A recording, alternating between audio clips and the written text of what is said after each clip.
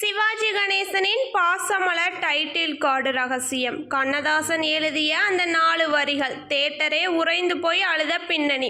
வணக்கம் நேயர்களே. தமிழ் திரையுலகில் அண்ணன் தங்கை பாசத்திற்கு அகசிறந்த மைல்கள் திரைப்படமாக இருப்பது பாசமலர் திரைப்படம்தான். நடிகர் திலகம் சிவாஜி கணேசன் மற்றும் நடிகையர் திலகம் சாவித்ரி ஆகியோரின் அசுரத்தமான நடிப்பில் உருவான அந்த படம் வெளியான காலகட்டத்தில் திரையரங்குகளை ஒரு மாபெரும் கண்ணீர் கடலாக மாற்றியது. ஆனால் அந்த படம் தொடங்குவதற்கு முன்னால் டைட்டில் கார்டு ஓடும் போதே ஒட்டுமொத்த ரசிகர்களையும் அப்படியே சீட்டின் நுனிக்கே கொண்டு வந்து நெஞ்சை உருக வைத்த கண்ணதாசனின் 4 வரிகளை பற்றிய சுவாரஸ்யமான பின்னணி உங்களுக்கு தெரியுமா? அதை பற்றி தான் நாம் இன்று பார்க்க போகிறோம். இயக்குனர் பீம்சிங் அவர்கள் இந்த படத்தை இயக்கி முடித்த போது படத்தின் எமோஷன் மிகவும் வலுவாக இருந்தது. படம் பார்த்து முடிப்பவர்கள் கண்டிப்பாக கண்ணீர் விடுவார்கள் என்பது அவருக்கு தெரிந்தது.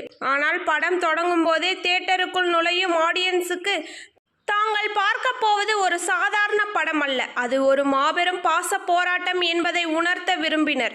அதற்காக படத்தின் ஆரம்பத்தில் டைட்டில் கார்டுகள் வரும்போது பின்னணியில் ஒலிக்க ஒரு வலிமையான தத்துவ கவிதை தேவைப்பட்டது. இதற்காக இயக்குனர் பீம்சிங் கவியரசு கண்ணதாசனை அணுகினார். கவிஞரே, படம் தொடங்கும் போதே அண்ணன் தங்கை பாசத்தின் ஆழத்தை ஆடியன்ஸின் இதயத்தில் கொண்டு போய் சேர்க்க வேண்டும். படம் முடியும் வரை அந்த வரிகள் அவர்களின் காதுகளில் ஒலித்துக் கொண்டே இருக்க வேண்டும் என்று கூறினார். கண்ணதாசன் அப்போது தனது சிகரெட்டை பற்ற வைத்துவிட்டு திரையில் சிவாஜியும் சாவித்ரியும் அண்ணன் தங்கையாக வலம் வரும் காட்சிகளை சில நிமிடங்கள் உற்று பார்த்தார். அவரது பேனாவிலிருந்து மின்னல் வேகத்தில் பிறந்த அந்த வரிகள் தான் தமிழ் சினிமாவை காலம் கடந்து உலகிக் கொண்டிருக்கும் இந்த டைட்டில் கவிதை. மலர்ந்ததும் மலராத பாதி மலர் போல வளரும் விழி வண்ணமே, வந்து விடிந்ததும் விடியாத காலை பொழுது போல விளைந்த கலை அன்னமே என்று தொடங்கினார்.